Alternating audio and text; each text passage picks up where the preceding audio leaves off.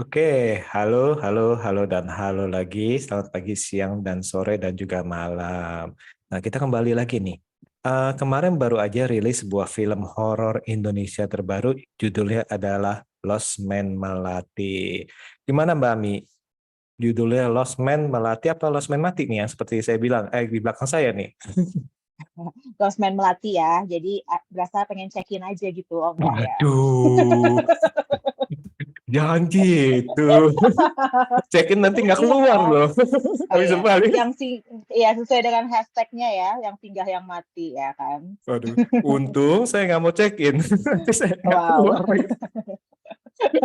Oke oke oke. Oke. Nah, sekarang udah bergabung dengan kita nih Mbak Ami nih. Co-director dari Hmm. film Lost Man Melati, ada Bang Billy Christian, juga ada para cast nih, ada Mas David Karagi, ada Mbak Putri Ayudia, dan Bang Ridwan Raul nih ya. Halo semua, apa kabar? Hai, Hai baik. Hai, Kak. halo. Halo. Waduh, malam-malam kita ngobrol-ngobrol nih mengenai Lost Man Melati. Oke, saya langsung ke Bang Billy aja ya. Bang, boleh gak Ya, cerita awal terlibat dalam produksi film ini? ya, jadi awalnya aku sama partnerku Mike Wilwan, kita memang tadinya itu tidak berencana untuk membuat film bioskop. Tadinya kita cuman pengen, waktu itu kan pandemi ya, Hmm. waktu itu pandemi, jadi kita pengen bikin sesuatu yuk gitu. Kita bikin sesuatu, bikin film horor, kita mau bikin apa ya gitu. Kemudian timbullah ide tentang bagaimana tentang sebuah Lost Man nih, sebuah Lost Man. Jadi kita di satu lokasi gitu. Nah, sebuah Lost Man, kemudian kita pengen menciptakan sebuah karakter yang ikonik gitu. Pengennya sih kan udah lama film Indonesia tuh nggak ada karakter yang ikonik gitu ya. Dulu kan kita punya Susana gitu. Nah, kita pengen menyiptain satu karakter perempuan yang ikonik seperti Susana, tapi zaman sekarang ini gitu. Nah, timbullah ide membuat Lost Man Melati gitu, Lost Man Melati. Kemudian kita bikin ceritanya tentang sebuah tempat yang mana tempat itu setiap orang yang nginep di sana nggak bisa keluar gitu kan. Nah, bisa keluar. Kemudian ide ini kita pitching lah ke Catch Play gitu. Kita pitching ke Catch Play dan ternyata mendapat sambutan yang baik dari Catch Play. Mereka suka dengan ide aku dan Mike. Akhirnya kita bikin ceritanya, kemudian kita development skenarionya. Dan prosesnya cukup lancar, nggak terlalu ribet, karena Catch Play benar-benar memberikan ruang kepada aku dan juga Mike Wilwan untuk mengembangkan visi kita gitu loh. Jadi nggak terlalu banyak revisi-revisi lah gitu. Kita tuh dikasih kebebasan berkarya banget gitu. Nah, jadi disitulah awal mula Project Lost Man Melati gitu. Karena Catch Play juga belum pernah membuat uh, karya horor original ya gitu. Jadi ini adalah karya horor originalnya Catch Play bersama dengan Infinite Studio gitu. Oke, kalau misalnya kalau kita lihat yang dari trailernya dan mungkin teman-teman ada yang udah nonton juga kan ini horornya agak beda gitu ya dibanding horor-horor yang sedang tayang atau yang sudah ada di kita saat ini gitu. Sebenarnya apa sih Mas Billy Hmm. yang pengen Mas Billy suguhkan gitu? Horor seperti apa gitu yang pengen Mas Billy suguhkan di Lost Man Mati ini? Iya, jadi kita memang mau bikin horor yang beda, yang mana Catch Play juga ingin sesuatu yang beda. Perbedaannya adalah tokoh utama kita ini adalah seorang tokoh anti-hero gitu. Hmm. Jadi seorang tokoh protagonis yang anti-hero, artinya eh, kita tahu bahwa Melati mungkin yang udah pernah lihat trailernya Melati. Di awal-awal dia udah ngebacok orang, ngebacok Pak David Hmm. Saragih, Betul, ngebacok betul, betul, polisi. betul, betul, betul. Nah, eh, nah itu jadi ini sebuah misteri ya kenapa dia melakukan itu, dan Hmm. juga sebagai karakter utama dia anti-hero. Kemudian juga kita berusaha membuat horor klasik dengan gaya Hmm. klasik. dan juga dengan tingkat production design yang detail gitu. Jadi memang ini menyajikan harus berkualitas lah di segala aspek. Dan di sini kita tidak hanya mengutamakan sisi kengerian, keseraman, tapi juga sisi cerita, latar belakang karakter, dramanya, kemudian ada actionnya juga di situ di dalam. Jadi Betul, lumayan betul. bervariasi gitu. Iya, gore-nya juga dapet gitu ya. Oke, oke. Hmm. Nah, Bang Billy, tadi kan sempat ngomong mengenai ide cerita segala macam itu. Ini kenapa nih mengambil ide Lost Man? Biasa, Kenapa? kan itu kan dalam arti kan dalam ruang sempit segala macam ya, dalam satu lokasi kita bilang. Ini kenapa nih kok punya ide Lost Man nih? Dan apa Ya. kesulitan yang ditemukan nih dalam istilahnya, biasanya kan orang kan kalau misalkan kalau dalam satu tempat aja itu kan pasti kan lebih mempunyai tantangan-tantangan tersendiri ya. Nah itu gimana tuh Bang Billy? Iya, jadi kita mengambil ide Lost Man seperti tadi aku bilang awalnya masa pandemi kita pengen bikin sebuah karya ya. Sebuah karya di studio di Infinite di Batam karena pandemi kan kita nggak bisa syuting banyak-banyak atau nggak bisa kemana-mana lah. Jadi kita bikinlah cerita di sebuah lokasi gitu. Nah, sebenarnya kita mungkin ada kekhawatiran ya, apakah bisa works, akan membosankan nggak kalau di Lost Man aja. Tapi di sini sebagaimana sebuah Lost Man, kita menghadirkan tokoh-tokoh ya, tokoh-tokoh para tamu yang datang ke Lost Man Tamu, ya. tersebut. Kemudian Lost Man-nya sendiri adalah juga tokoh seperti tokoh utama ya gitu, karena kita menggunakan Lost Man bukan hanya sebagai setting aja, tapi juga sebagai tokoh yang bisa punya motivasi, yang juga bisa berkembang, yang juga bisa tentunya bisa membunuh orang ya. Gitu. Nah, itu yang Jadi penting. ya. Oke, oke. Ya, untuk pemilihan cast-nya sendiri gimana Mas Billy? Apa emang maksudnya ketika dibikin skripnya langsung udah tahu nih gue pengennya si ini jadi si ini atau gimana tuh? Atau ada pertimbangan khusus gitu? Ya, memang untuk setiap karakter di Lost Man Melati itu cukup unik ya, dan lumayan susah juga nyari pemain-pemainnya karena pemain-pemain Indonesia tuh yang bagus-bagus tuh susah banget jadwalnya gitu. Ini aja yang sekarang aja syukur-syukur gitu ya dapat Putri Ayudhya gitu. Pokoknya mereka sangat sibuk lah gitu. Saya cukup beruntung bisa mendapatkan cast-cast yang sekarang. Jadi semua cast memang melalui tahapan casting ya, lewat casting sesuai dengan kebutuhan skenario gitu.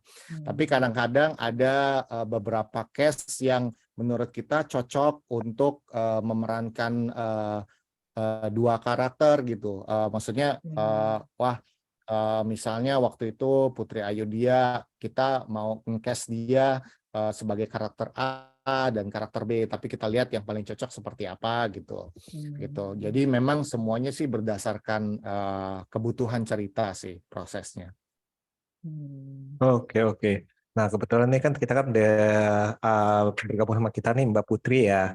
Nah Mbak Putri, boleh gak ceritakan mengenai karakter Mbak Putri di film ini, dan apa sih persiapan dan juga tantangan yang berarti di film ini? Oke. Oh, hai, sebelumnya selamat malam semuanya. Thank you diajakin ngobrol-ngobrol lagi nih.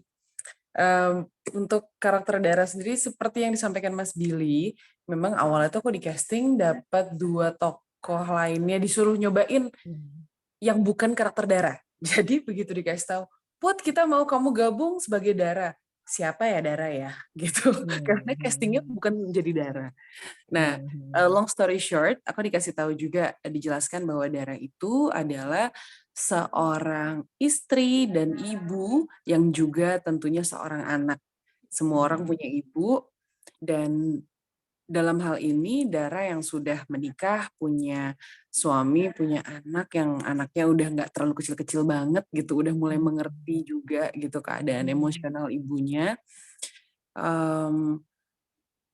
sedang berada dalam penyesalan. Kalau aku ngelihatnya gitu ya. Dara nih punya banyak rasa bersalah. Sebagaimana layaknya seorang anak yang punya penyesalan terhadap orang tuanya. Kali ini khususnya untuk ibunya yang dia masukkan ke panti jompo. Nah, rasa bersalah inilah yang menuntun dia masuk ke dalam losmen melati. Gitu. Nah, ini persoalan nih, guilty feeling ini persoalan nih menurutku. Dalam kehidupan sehari-hari kita diberitahu bahwa dalam ini ya, zaman di mana keadaan zen dan pelepasan diri jadi sangat umum gitu ya di antara teman-teman saat ini, pada belajar meditasi, semedi dan segala macam. Nah, ini Dara adalah orang yang kayaknya tidak melakukan itu semua dan memutuskan untuk terjebak dalam rasa bersalahnya. Guilty feeling ini juga yang membuat cerita Dara bergulir dengan hebat kalau menurutku. Tantangannya bagaimana menyampaikan masa lalu, tanda kutip ya, masa lalu Dara yang dibawa dalam masa kininya cerita di Losmen Melati dalam waktu yang singkat tetap bisa mengena ke penonton, lapisan emosinya kelihatan jelas gitu.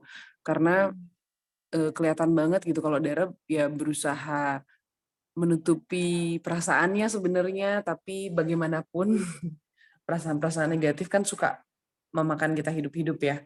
Nah, itu yang harus kelihatan tampak dengan jelas di dalam cerita dan dalam Dara yang aku mainkan. Tantangan terbesar sih itu sebenarnya. Tapi karena alhamdulillah ketemunya Mas Toto sama ketemunya Abirama. Aku sih merasa rezeki banget ya mainnya yang jadi suami dan anakku tuh sangat suportif. Kita juga enak bangun chemistry-nya, nggak sulit. Dan bekerja dengan Mas Billy ini aku kedua kalinya. Jadi begitu Mas Billy ngobrol, maunya gimana nih Mas? Ke arah mana ya gitu. Aku udah ada bayangan, oh oke, Mas Billy arahnya mau ke sini nih gitu. Bukan berarti nggak pakai tuning in ya gitu.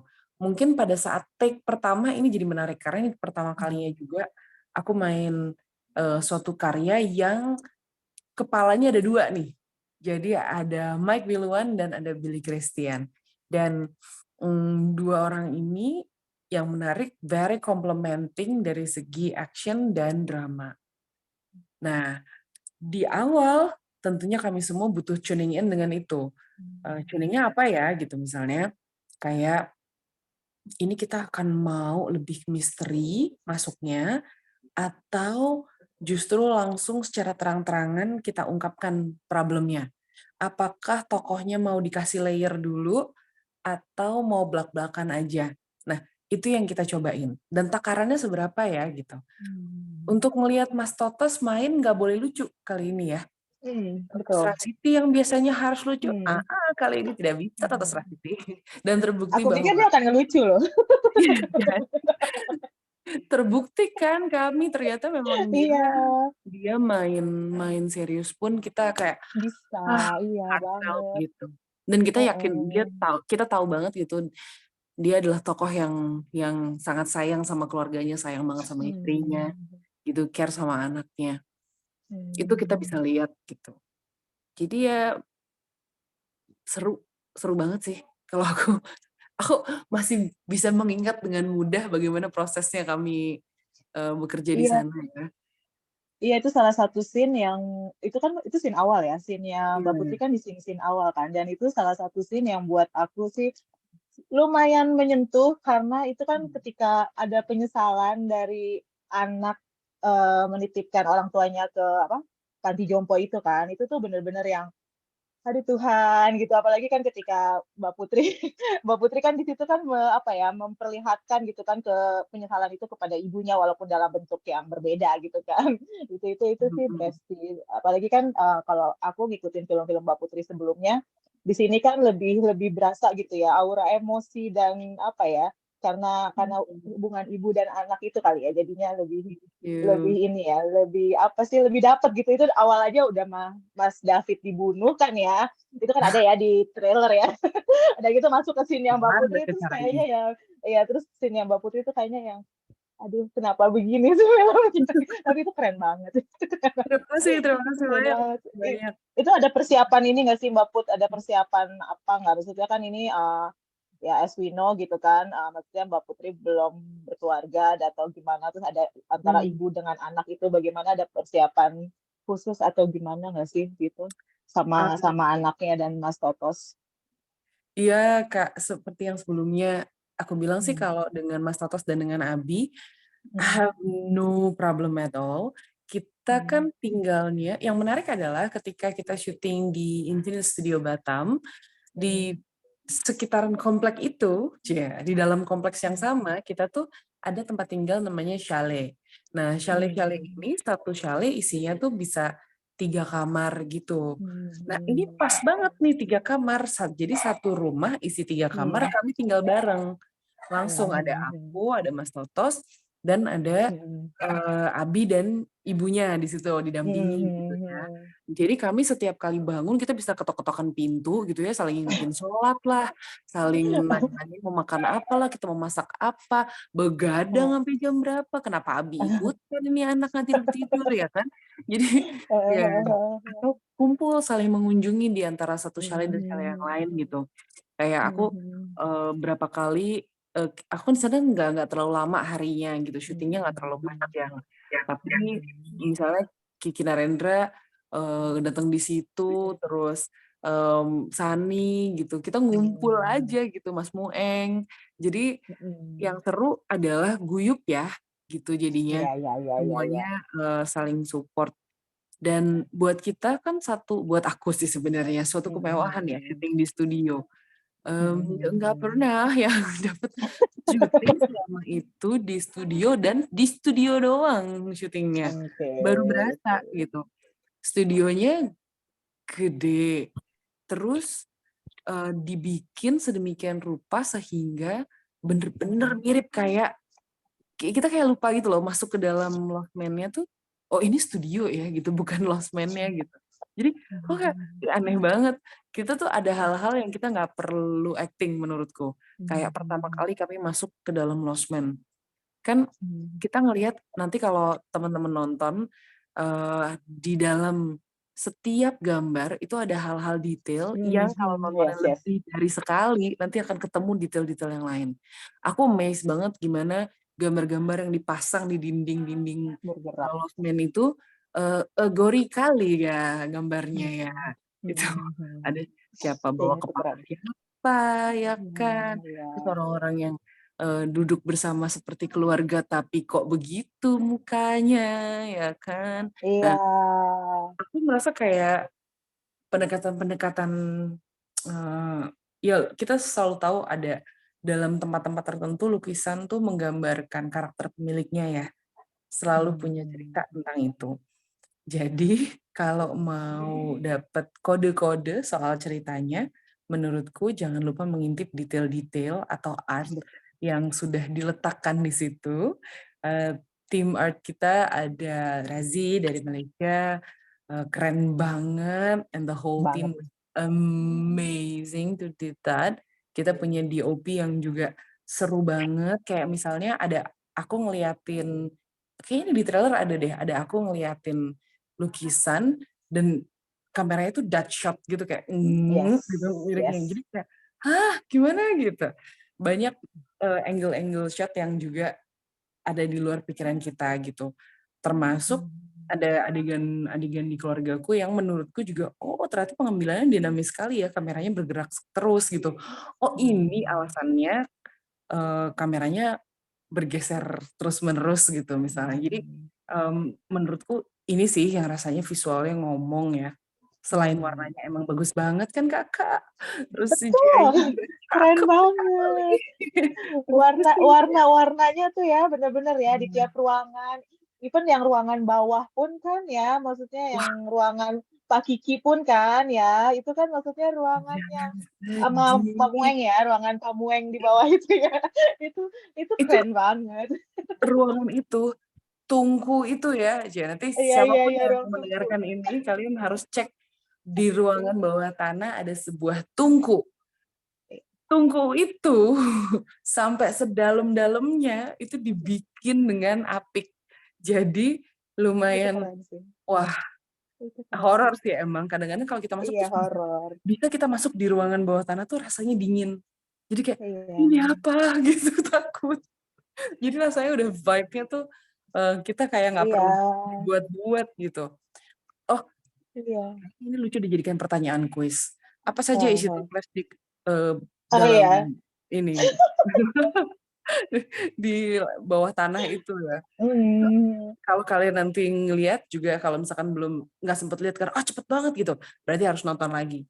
Cek ada Yes. apa saja di dalam toples-toples di dalam lemari itu. Yes. Betul. Ding, Dan ding, bahkan ding, tuh ding. ya sampai kan mungkin ini ada nggak sih, aku lupa deh ada di trailer apa enggak ya, aku takutnya pokoknya ada salah kan itu semua yang ada di situ nantinya akan dibakar ya. Ada salah satu ada di yang pasangan Spoiler abis itu lu mbak, bener-bener. ya nggak apa-apa deh ya udah ntar saya tulis deh di spoiler soalnya aku suka banget itu pas ketika dibakar itu yang pasangan itu keren banget pengambilan gambarnya ya Tuhan, gue bilang bisa begitu. Mas Billy, Iya. aku padamu. Aduh, perlu Itu diingat detailnya. kalau misalkan itu udah suka detailnya, karena ini ada universe-nya, Iya. jadi lebih banyak lagi detail yang kalian lihat. Dan memang ada kejutan dari, nah kalau ini juga ada di trailer nih, ada sebuah boneka yang juga Oh mengganggu. ya. Buat aku sebagai Dara mengganggu, Hmm. buat aku sebagai Putri juga mengganggu. Aku sempat lompat gara-gara ngelihat boneka itu melakukan sesuatu. Nah, ini nggak bisa diomongin. Serius. Nggak bisa Serius. diomongin. Nah itu baru aku mau nanya itu ada kejadian nggak sama boneka yang kan waktu pas kita gala tuh si boneka hadir, itu boneka yang sama Mm-mm. atau? Harusnya sih boneka yang sama ya. Oh, Harusnya oke, boneka. oke, oke. Mm-mm. Itu horor soalnya bonekanya ya, dengan matanya seperti berbicara. Oke, silakan lanjut Mas Setiawan. Ya. Kalau kan ntar aku Enggak, spoiler ini banget nih, tapi soalnya emang gua ini. Silakan. tapi emang sih untuk film-film Mas Billy ini memang istilahnya sangat-sangat semuanya ya kita bilangnya semuanya ini sangat-sangat terkenal dengan detail-detailnya nih Mas Billy nih. Dalam arti detail-detail dari production detailnya segala macam itu benar-benar diperhatikan, bahkan sampai permainan warnanya pun ini benar-benar bagus nih. Bahkan kalau saya baca-baca review ataupun dengar-dengar komentar-komentar dari teman-teman yang sudah nonton, dan ini memang yang berulang-ulang mereka sampaikan, dalam arti itu detailnya sangat keren banget. Terus ini warnanya juga ini. Nah, terus yang tadi itu saya juga bingung juga tuh. Wah, kalau gitu nih banyak apa kode-kode nih. Ya, Mbak Ada Ami ya. Ternyata egg-nya banyak kode-kode banyak. yang harus ditonton. Pokoknya Mas Tewan ini belum Easter nonton egg-nya. anyway Mbak Putri. Jadi Oh, nanti kita bilang belum. nanti kita bilang sama dia harus perhatikan di setiap detail-detail, akan ada gambar-gambar yang berbicara gitu loh. Dan barang-barang Ada, iya, vintage-nya betul. keren banget. Entah dari mana itu dapetnya, pokoknya keren banget barang-barang vintage-nya yang ada di situ. Ya. Mas Tiawan, kamu harus cek Easter egg-nya di setiap scene. Yes. Yes. Nanti saya ngomong ke yang orang bioskopnya proyektornya, nanti tolong di pause ya. Tolong di Iya. pause ya. Ini atas perintah Mas Billy loh, saya bilang aja gitu ya. Itu benar-benar harus diperhatikan di setiap detailnya. Iya, benar. Cek setiap itu. Terus kalau ada adegan-adegan yang menurutku kalau kita tiba-tiba misalkan ya, aduh lagi nonton tapi aduh pengen cek WhatsApp nih gitu. Terus tiba-tiba kamu bisa kelewatan sesuatu yang penting gitu. Yes. Nah, Karena ada jadi nggak boleh lihat layar handphone ya, kalau nonton harus serius. Iya.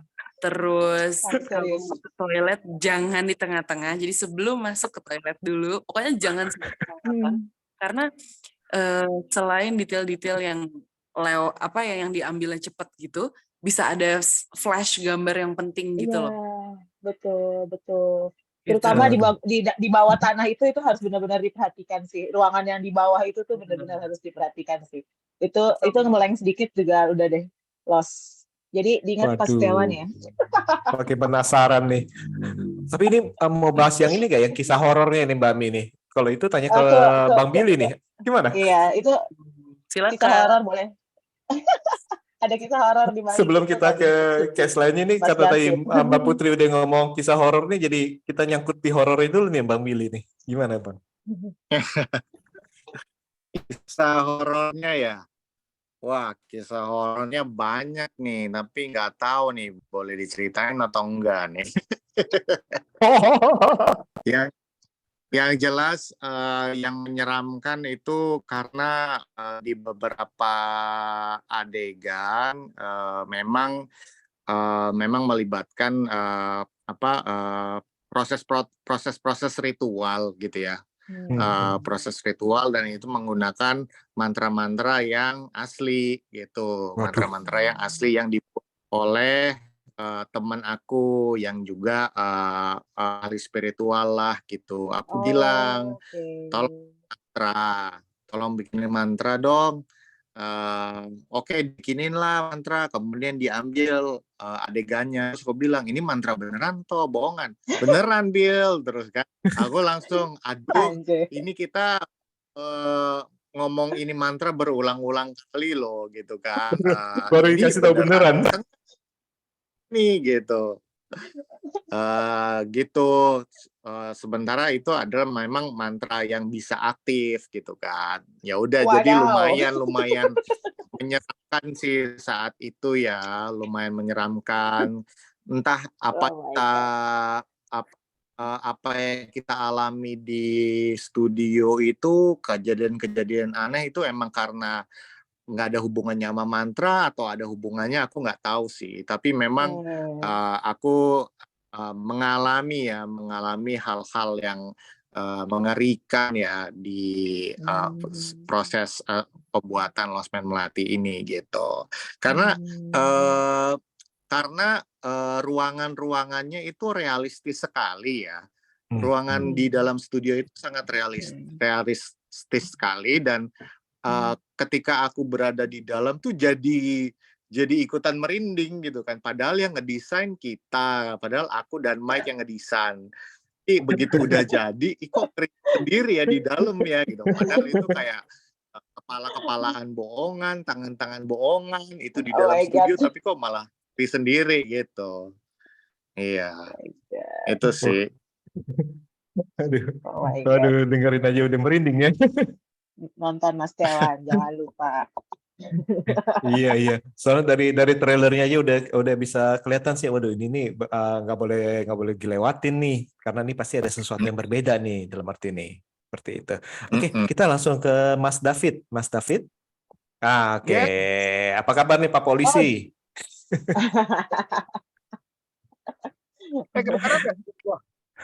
Kedengeran aman. Kedengaran aman. Boleh gak ceritain mengenai karakter yang diperankan, terus sama persiapan atau tantangannya yang berarti, atau bahkan mungkin ada pengalaman yang tadi itu horor atau lucu gitu. Intinya sih kalau pengalaman aku bener kata Billy di casting ya, gue kayak huka-huka nih ya.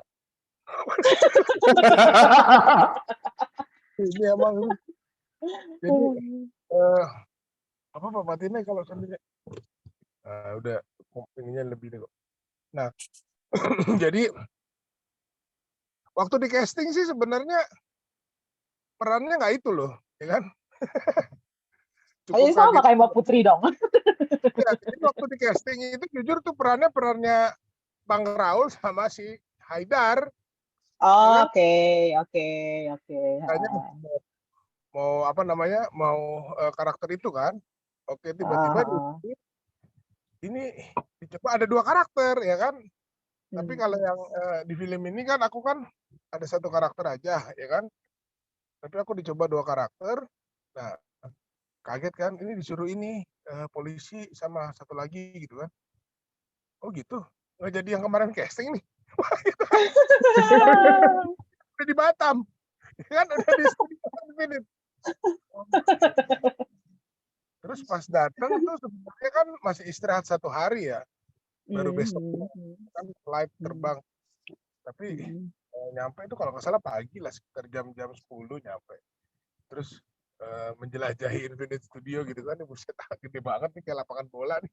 Gue bilang kan sampai ngap gitu kan, bayangin kan badan kayak gini suruh jalan muterin setengah juta aja gue capek gitu kan.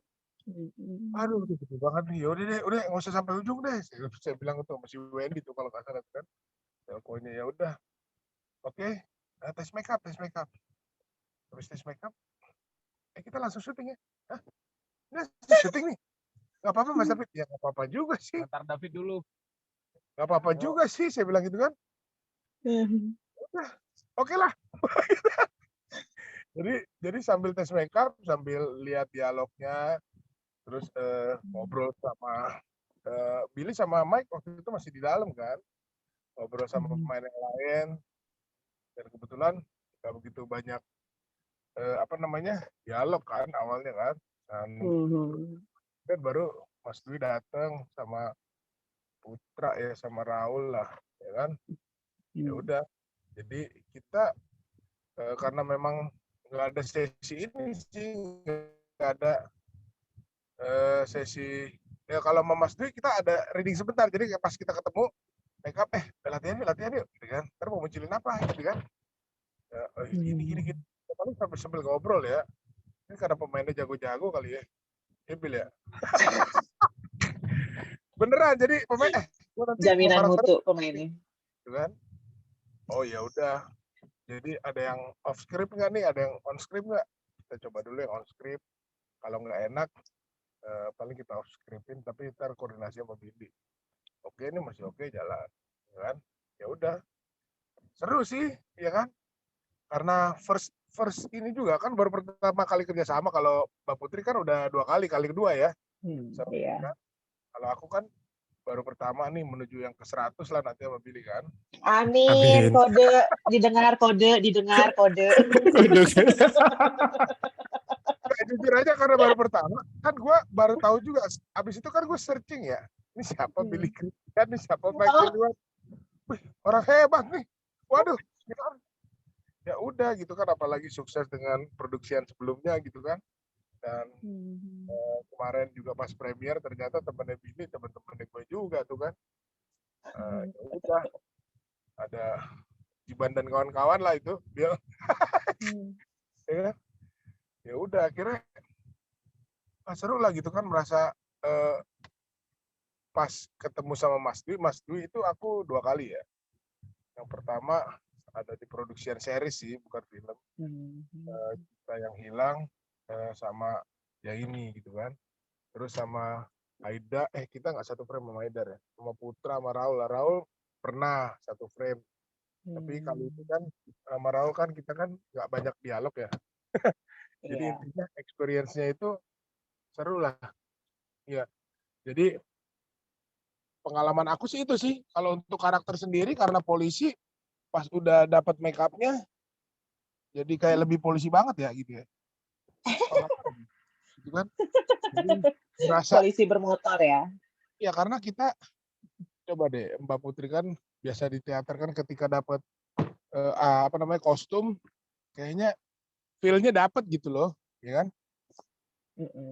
Ya jadi akhirnya ya keseruannya cuma di situ, mendadak, kaget gitu kan, sangka 1 hari istirahat dulu, terus ya mau nggak mau kan harus ready kan, karena kan nggak tahu apakah masalah teknis dan sebagainya. Yang penting kita kan sebagai pemain udah datang harus siap.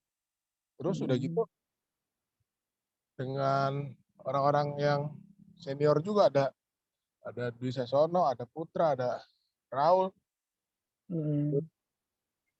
Lebih nyaman aja karena udah pernah kenal dan treatmentnya nggak begitu banyak gitu kan. Jadi udah tahu sama tahu mau munculin karakter apa ya sudah. Jadi pada dasarnya nggak ada kendala apa-apa sih. Seru aja. Makanya aku bilang sama Billy, baru pas kita ketemunya baru pas masuk set lah. Oke. Ya,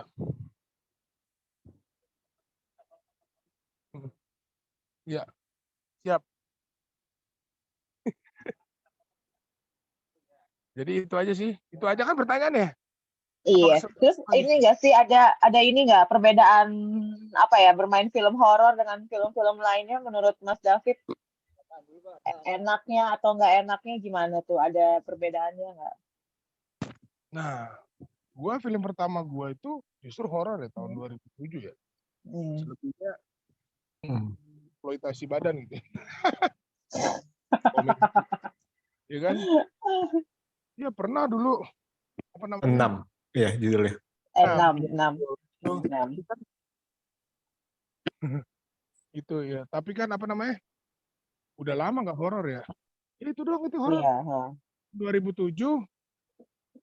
Ya, bentar lagi online. Ya, bukan. Di lobby aja Pak. Sorry ya. Sambil Nggak berjalan. apa-apa. Horor. Dan ini. Oh iya. Masalah horor ini. Ya. Benar ini horornya beda. Jadi gua aja tuh sampai amazed gitu ngeliatin setnya di dalam. Kan studionya gede banget ya. Ini set apa nih? Oh ini yang Pak Kusno.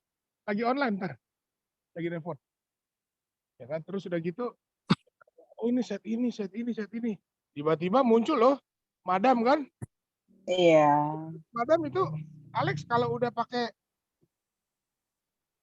madamnya itu serem loh beneran. Ya kan? Di Cakep trailer. banget. Nggak serem, cakep banget itu.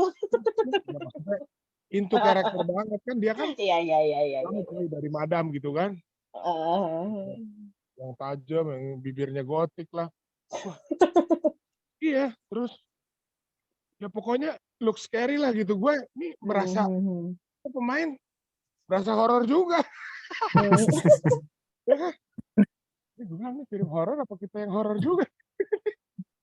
Udah gitu kalau ngelihat yang set di belakang tuh yang rumahnya si siapa? Lost Man-nya kan di belakang tuh kan. Kan diajak jadi Musto. Siangnya kan gue lihat ya. Oh rumah gini ya. Pas malam serem loh. Itu yang pas gue getok-getok kan umpamanya cut masih di situ kan. Terus gue iseng ke dalam. Ada apaan sih di belakang? Penasaran. Jadi tapi memang pengen ngedapetin feel horornya sih. Jadi kan kebayang tuh Musto kan cuma apa namanya kalau di trailer kan seperti itu. Jadi bagaimana caranya dapat feel-nya gitu kan? Kalau lu nggak bener-bener ngerasain ya gue nge-treat diri sendiri tuh seperti itu. Gue harus dulu gitu, ya kan? Nggak mau acting gitu, but lebih kepada natural gitu kan? Muncul natural gitu. Mike sama Billy nggak terlalu banyak koreksi juga gitu kan? Gimana? How's the apa namanya acting? It's okay, that's good. Billy, mana? Ya udah. Ya, karena gue pengen dapat feel-nya sih. Jadinya seperti itu. Sendiri horor emang nggak usah nge-treat sih sebenarnya udah horor juga. Tanya Mbak Putri deh. Ya kan bener nggak? Itu sih Mbak Ani ya sama Ami ya, Mas Tiawan. Tiawan. Aduh luar biasa. Biarpun nggak selama syutingnya dengan teman-teman yang lain ada yang 3 bulan ya kan kayak Alex, mostly 3 bulan ya. Aku sih kurang lebih 2 minggu lah. 2 minggu. Ya, tapi kan pembukanya Mas David. Pembuka film udah Mas David kan. Thanks to Billy sama Mike kali ya.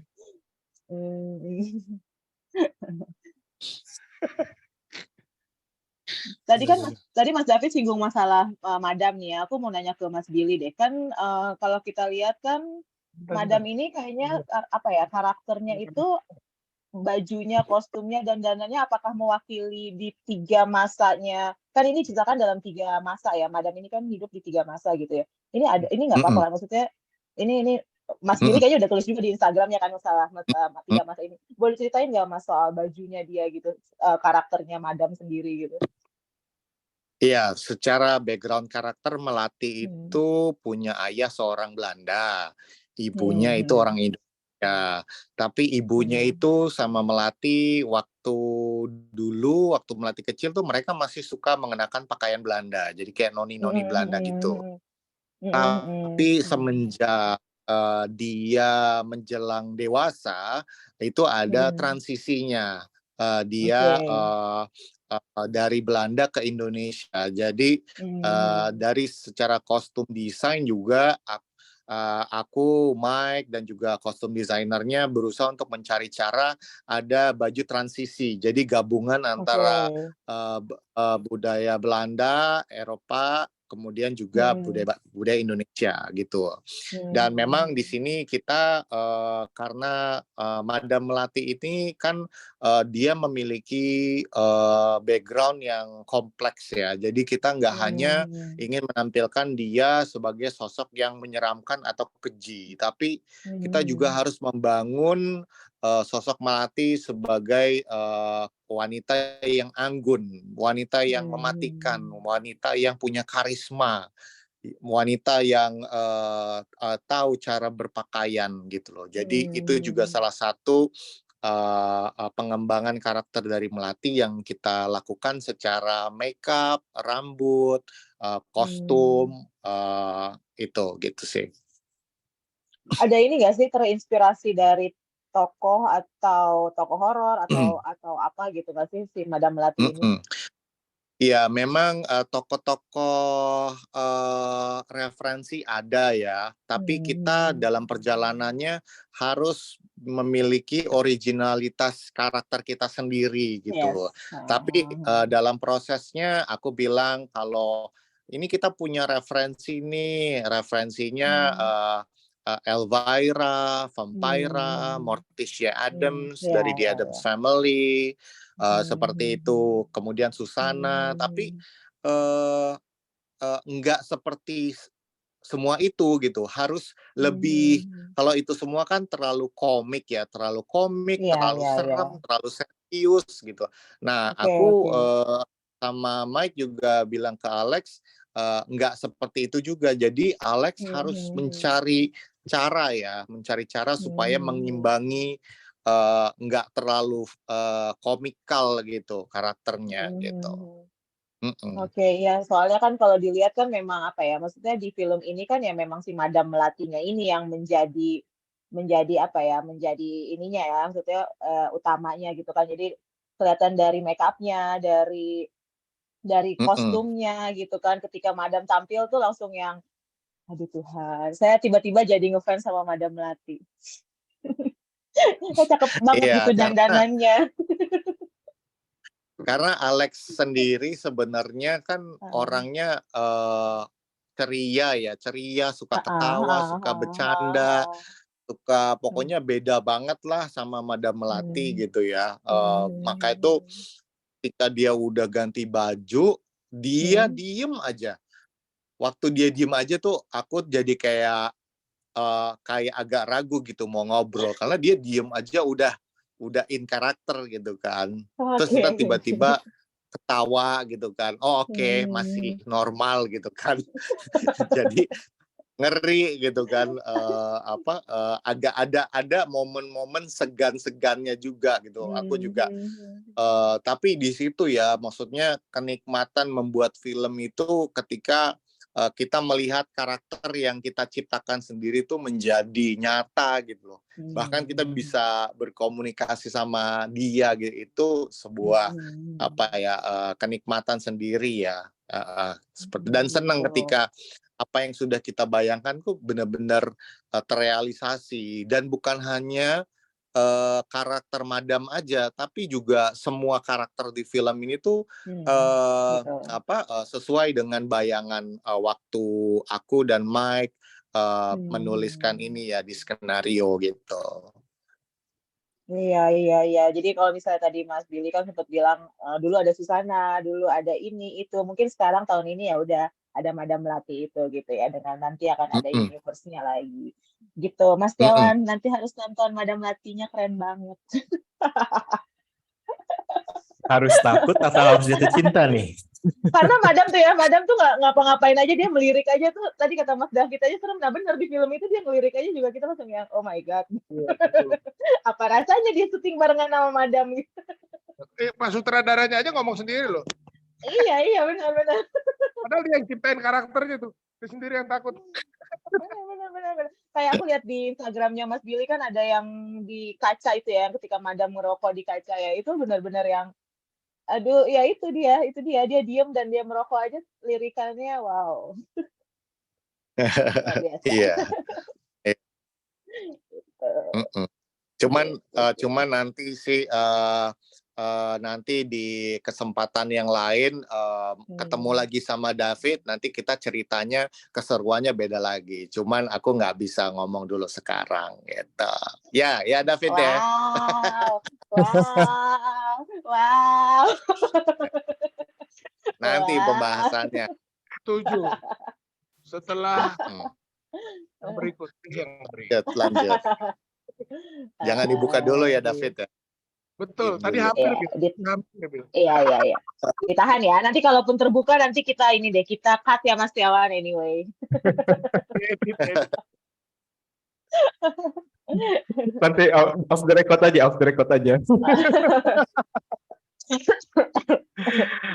Oke, ini menarik sih nih. Nah, sekarang kan seperti kita ketahui ini banyak sekali film horor ya. Udah dari tahun ke tahun lah, dalam arti itu dari tahun ke tahun makin banyak film horor. Nah, kalau menurut kalian nih, kita balik lagi ke Bang Billy nih. Bang Billy, menurut Bang Billy itu perkembangan film horor Indonesia seperti apa nih? Sebenarnya perkembangan film horor itu menurutku ya bisa berkembang apabila dari para orang-orang yang terlibat di dalamnya itu berani untuk berinovasi gitu. Perkembangannya dari situ. Karena seperti yang kita tahu bahwa film horor itu kan juga cara bertuturnya musiman ya. Cara bertuturnya musiman. Misalnya kayak gini. Zaman dulu sewaktu zamannya Jelangkung, itu semua film horor itu tentang tokohnya dihantui oleh hantu setelah main Jelangkung. Semuanya dihantui, pasti main Jelangkung apa. Kemudian ada lagi setelah itu dari era Jelangkung, kemudian eranya Pengabdi Setan. Setelah Pengabdi Setan laku, semuanya tentang keluarga, semuanya tentang cult, tentang sekte gitu kan, tentang sekte-sekte. Nah, sebenarnya itu semua tidak apa-apa, tapi efeknya mungkin akan menjadi keseragaman ya, keseragaman antara satu film horor dengan yang lain. Nah, maka itu balik lagi ke produser atau sutradara ketika untuk membuat film, ketika mereka berusaha untuk membawakan sesuatu yang baru, kita lihat lagi nih penontonnya. Apakah penonton siap dengan perubahan itu? Gitu. Kadang-kadang nggak semua penonton siap dengan perubahan. Ada penonton-penonton yang bisa menerima ketika ditawarkan sesuatu yang baru gitu. Tapi ada yang apaan sih nih gitu. Apaan sih, nggak ngerti deh gue gitu. Tapi itu adalah tantangan ya menurutku, dan balik lagi ke kita kreator, sejauh mana kita mau memberikan ide yang berbeda. Seberani apa sih kita mau menyampaikan itu ke penonton. Karena aku rasa dari situ bisa berkembang ya. Karena bukan hanya genre horor aja, tapi juga genre-genre yang lain, misalnya science fiction, mungkin action, mungkin fantasi. Sejauh ini belum ada yang berani ya untuk mengeksplorasi genre-genre tersebut, karena memang ya bisnis film kan nggak murah ya, jadi mungkin belum beranilah untuk mempertaruhkan sejumlah uang untuk eksplorasi. Jadi semua tuh main aman aja gitu kan. Oke, film horornya ada rasa-rasa jadulnya gitu kan. Dari pemilihan judul gitu kan. Pengabdi Setan, Tumbal apa, Iblis apa. Tapi balik lagi ya, aku tidak menjudge, cuman di sini kita ngikutin juga maunya pasar, tapi ada sedikit memberikan keberagaman sih. Jadi nanti balik lagi ke teman-teman gitu, melihat effort kita ya untuk menyajikan sesuatu yang berbeda gitu. Iya keren nih. Soalnya memang harus ada para pembuat atau saya pelaku film ini yang berani mengambil tanda kutip mengambil risiko untuk sesuatu yang berbeda. Karena kan berbeda itu resikonya sangat tinggi karena masyarakat sudah terbiasa, dalam arti sudah terbiasa dengan yang A, terus tiba-tiba muncul genre B, muncul genre horor fantasi. Nah itu kan mereka kaget. Tapi dalam arti itu siapa yang mulai memang itu harus ada yang mulai sesuatu yang berbeda seperti itu. Mau jenis baik itu horor mau drama pun istilahnya baik itu komedi hitam, komedi satir itu kan juga harus ada yang berani ngambil langkah berbeda lain sendiri dengan resiko memang ada resiko tersendiri ya Mas Billy ya. Iya. Oke, nah sekarang kita ke Mbak Putri. Tapi pertanyaannya berbeda Mbak Putri. Mbak Putri suka film ya? Gimana? Sorry, tadi ada Raul juga ya, tapi udah Iya. keluar. Tapi akan dilanjut lagi. Ya. Tadi ternyata itu udah keluar. Oke, Mbak Putri suka film horor nggak? Suka. Oh suka. Oke. Horor dan suka gore. Wow, nggak kelihatan nih. Ternyata suka horor dan gore. Nah, kalau gitu bisa nggak sebutin 3 film horor atau gore favorit dari Mbak Putri, baik itu luar maupun dalam negeri? Oke, kalau ini yang aku nggak bisa lupa sih, Midsommar. Oke. Kenapa? Kenapa suka? Midsommar menurutku itu breakthrough ya pada saat dia hadir pertama. Dan itu horor pertama yang terang menurutku.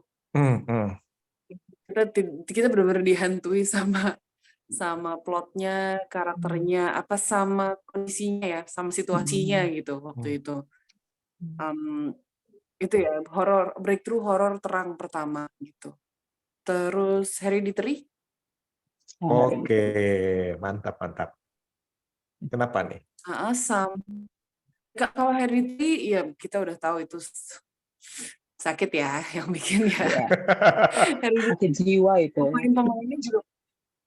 Pemainnya juga bagus-bagus banget waktu itu. Terus itu juga horor pertama menurutku, horor pertama yang pakai suara yang nggak pernah dipakai. Itu suaranya deket banget gitu. Setelah itu aku mungkin aku selective attention ya jadinya ya. Setelah itu jadi ada horor-horor lain yang berusaha memanfaatkan suara-suara yang lain gitu. Aku dengar Smile bagus, tapi aku belum sempat nonton. Tapi trailernya super scary sih menurutku. Bagus banget ya kami ya. Gila, oke, aku harus nonton banget kalau itu. Itu tipe yang dia senyum aja semua orang langsung pusing gitu. Takut banget. When I think that a smile is the best weapon ya. Tiba-tiba ini Smile kayak dipelintir banget, seluruh kepercayaanku akan senyuman tuh runtuh gitu kayaknya dengar premisnya ya. Betul ya. Oke, so 3, satu lagi kalau yang buat aku memang nempel di kepala sampai sekarang, Conjuring ya. Apa? Conjuring. Conjuring, oke. Conjuring. Iya, klasik ya. Klasik dan nempel. Tapi di luar itu juga kayak ditanya 3, kayaknya aku bisa nyebutin banyak deh.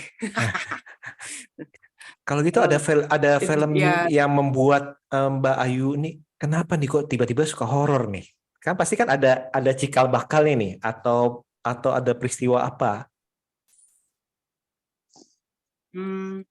Kalau soal horor, memang menurutku horor itu kan selalu menarik. Kita selalu tertarik sama yang asing buat kita. Itu nature-nya manusia. Gitu. Kita merasa insecure tapi sekaligus penasaran. Nah, hal ini kan yang sebenarnya selalu bikin manusia pada umumnya punya kehendak untuk developing, untuk berkembang, terus untuk grow juga. Nah, tapi ketika itu jadi sesuatu yang berada jauh di luar kuasa kita, ini jadi menarik banget. Kita selalu tertarik sama hal-hal yang asing, yang kadang-kadang tidak masuk akal, dan kita selalu mencoba merasionalisasi itu. Nah, menurutku dengan adanya film-film horor itu juga menjawab rasa penasaran kita dan ngasih makan adrenalin ya. Sebenarnya nonton film horor tuh Iya betul. jadi bangun gitu, kagetan, jump scare-nya, dan juga mencoba untuk mendekatkan hal-hal yang asing, mencoba karena kan biasanya film horor ada loop-nya dong gitu, ada opening-nya, ada tengahnya, ada ending-nya gitu ya, karena film jadi rasanya kita bisa bereksperimen pada hal yang tidak terengkuh, asing tapi aman gitu. Jadi keamanannya itu tuh ada dalam ruang menonton. Tapi experience-nya paling asik emang kalau di bioskop. Nah, ini nih. Jadi menurutku film horor emang paling asik kalau nontonnya di bioskop sebenarnya. Kita dapat the whole experience, termasuk dengan suara ya, all around you ya gitu. Ini sama seperti hal supernatural lainnya, it's all around you gitu. Jadi sama ini juga Mbak Putri, sama ketakutan penonton juga kan otomatis ikut membawa ini kan, maksudnya penonton di sekitar kita itu kan ketika dia takut gitu kan, iya kan akhirnya jadi hype-nya dapet gitu. Betul. Kalau menurutku tuh bioskop tuh peer experience ya. Setuju. Yang memang nggak bisa dialami kalau kita nontonnya ternyata di bioskop hanya kita sendirian gitu. Jadi lebih horor kalau kita. Mas Tiawan tuh sering tuh nonton sendirian film horor. Beberapa kali. Sendirinya nggak apa-apa. Kalau sendirian di bioskop itu yang mengerikan menurutku. Iya, sendirian di bioskop. Karena mencuri-curi waktu luang, kabur gitu. Tiba-tiba waktu penayangan pertama sendirian, belakang tiba-tiba merinding, nggak berani nengok ke belakang. Gitu. Bener. Astaga, serem banget. Aduh, terus bioskop tua lagi. Jangan, enggak sih kalau itu sih saya pasti nggak, otomatis saya kabur sih. Itu bener. Itu kalau untuk yang ya. Tapi kalau untuk yang gore, aku tuh dari dulu memang tertarik aja sama yang gore, dan aku memang tidak punya problem melihat darah gitu ya. Kayak dari dulu jadi dokter kecil, ikut PMI gitu. Nah, I have no problem with that, dan kadang-kadang kan ada aja hal-hal yang kita apa ya, kadang-kadang itu ada waktu kita membayangkan kalau gimana kalau kita melakukan segala sesuatunya dengan ekstrim gitu, dan akibatnya juga ekstrim gitu. Nah, selama kita masih punya kesadaran ya itu tolong tidak dilakukan ya. Tapi imajinasi itu kan tentunya akan menarik kalau memang kita bisa mendapatkan gambaran yang detail tentang efeknya gitu. Mau jadi apa ya kalau kita gituin, akan gimana ya gitu. Nah, kemudian suatu ketika aku dapat sebuah peran yang memang terkait dengan banyak hal gore gitu. Dan dalam prosesnya aku diminta untuk banyak nonton atau lihat hal-hal yang gory gitu. Begitu selesai main sampai sekian bulan berikutnya, aku nggak bisa tidur kalau belum lihat yang darah-darahan gitu. Jadi lumayan serem banget. Parah banget sih. Cuma ya, semua peran yang bukan kita pasti ada akhirnya ya. Aku tidak begitu lagi sih sekarang, tapi kayak nggak ada takutnya waktu itu, kayak begitu ngeliatnya kayak gitu. Jadi lebih adrenalinnya tuh justru berkembang, bukan ciut gitu. Nah kalau sekarang nih lebih manusia ya. Begitu ngeliat kayak gitu. Kalau waktu itu tuh kayak gitu. Tapi nonton hal-hal yang berbau gory atau horor tetap challenging dan selalu menarik buatku sih. Itu nggak tahu kenapa terjadi seperti itu, but it's still good. Mungkin kalau sekarang pandangan beda ya. Kalau dulu kan kayak wah ini sesuatu yang kita nggak ngerti gimana cara bikinnya jadi keren gitu. Nah kalau sekarang justru karena aku mengalami beberapa film horor, aku merasa bahwa film horor adalah salah satu genre yang sangat teknikal. Sangat amat teknikal.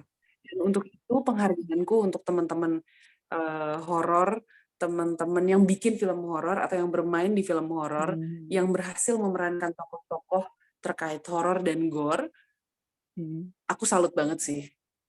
Bukan hanya kita harus mengolah emosinya, tapi banyak hal yang sifatnya very technical, bahkan bisa dihitung. Jadi kayak misalkan lu action, terus lu kaget, terus habis itu tiba-tiba lu sadar sebelah kiri ada sesuatu, nanti depan ada yang bergerak gitu. Nah, kita harus punya kesadaran-kesadaran itu.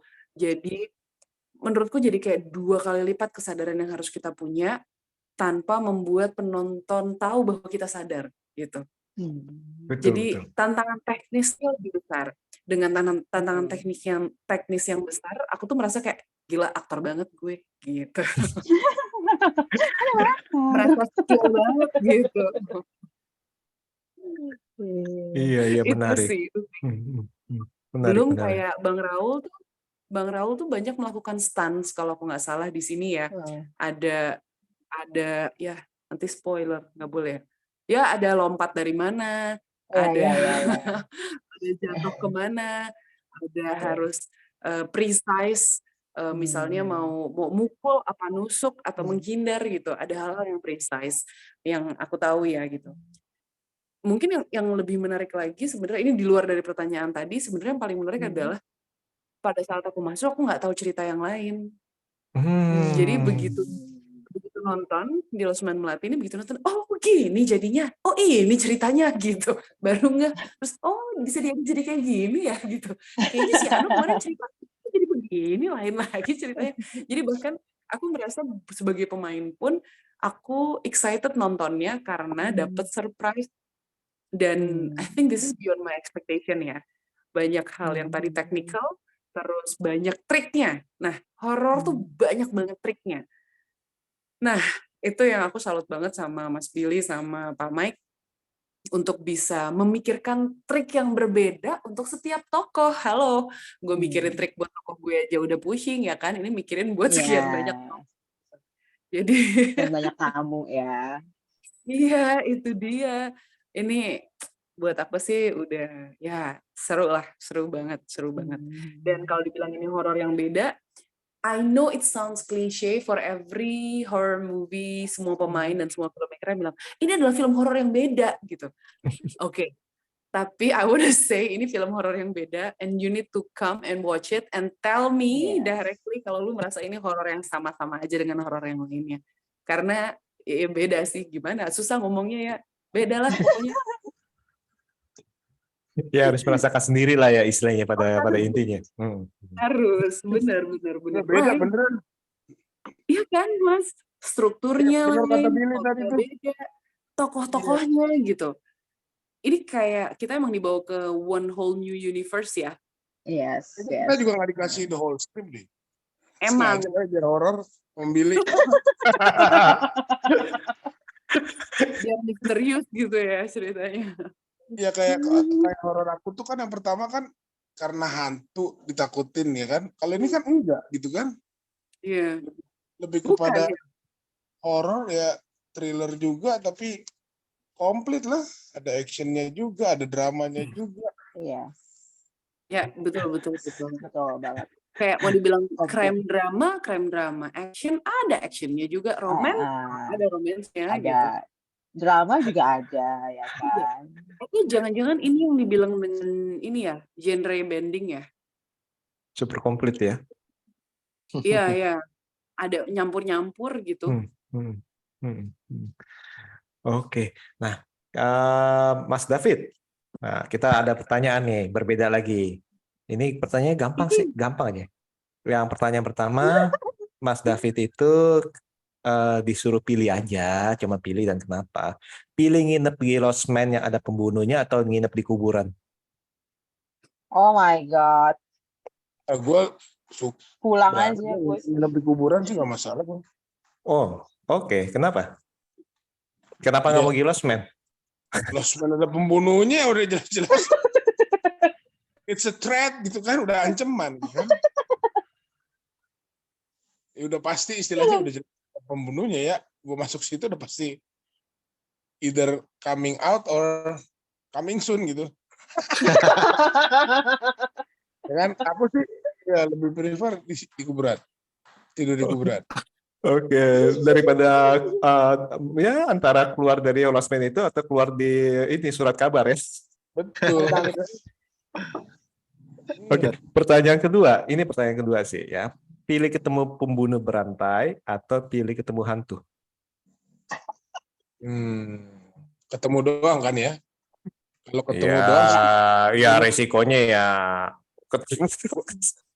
gue jujur sampai saat ini belum pernah ketemu hantu, tapi pernah merasakan. Dan kebetulan juga istri itu bisa melihat gitu kan. Jadi pernah lah cerita sedikit lah. Jadi katanya ada di kamar mandi itu, ya kan, baru datang gitu kan. Tapi sama saya takut gitu kan. Kenapa takut? Badan gue gede takut gitu. Sampai saya ajak ngomong, lu kasih lihat dong gitu kan. Ya, gue sih nggak mau juga dia tiba-tiba kasih lihat gue ya.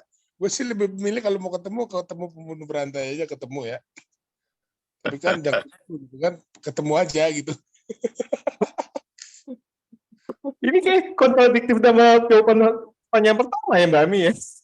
Iya, kan kalau ketemu pembunuh berantai kan bisa dibunuh kayak dalam Lost Man, Bang. Ya kan ketemu doang kan, gitu kan. Mau ketemu doang. Ya karena makanya sampai saat ini belum pernah ketemu gitu, tapi merasakan Jangan pernah. ya. Kayak kenceng di belakang tuh, tiba-tiba kenceng kan. Ini ada apa ya kenceng gitu. Terus Kolesterol. bukan. Jadi itu waktu itu lagi di gunung gitu kan. Gue lagi problem apa gitu. Terus kita kayak mau berdoa gitu kan. Saya berdoa gitu, tiba-tiba anginnya wush. Terus saya melek gitu teman-teman saya.